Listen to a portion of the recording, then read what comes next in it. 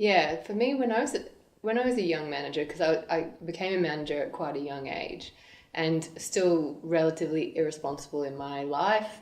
Having big weekends and arriving in on Monday, and even now, my boss remembers the times when Mondays were pretty much useless days for me.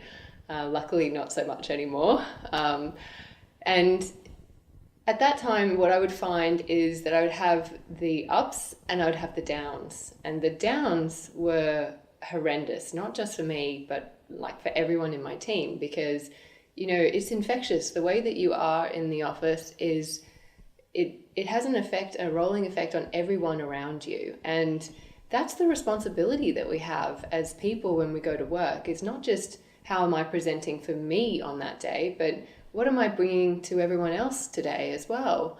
So there was definitely a moment when I realized that as a manager, I was not taking the level of self-care seriously that I needed to in order to be an effective manager. And they talk so much about, if you read like the Harvard Business Review or, all these new leadership books that are coming in now about the mindful manager and what that means, And for me, it's not really so much about being mindful. You're naturally very caring and mindful when you're looking after yourself because you want to treat others as lovely as you've treated yourself, and that's just the way that you do it. You wake up in the morning and you take that time to get ready, and you're not in a rush because you woke up plenty of time because you went to bed early the night before.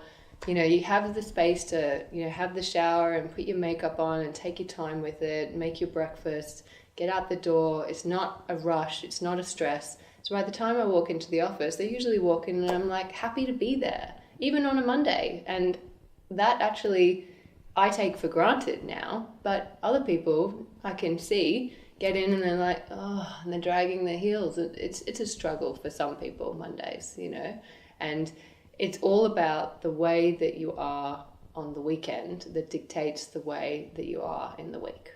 So the weekend, if you really want to be a top performing manager, have a supportive weekend.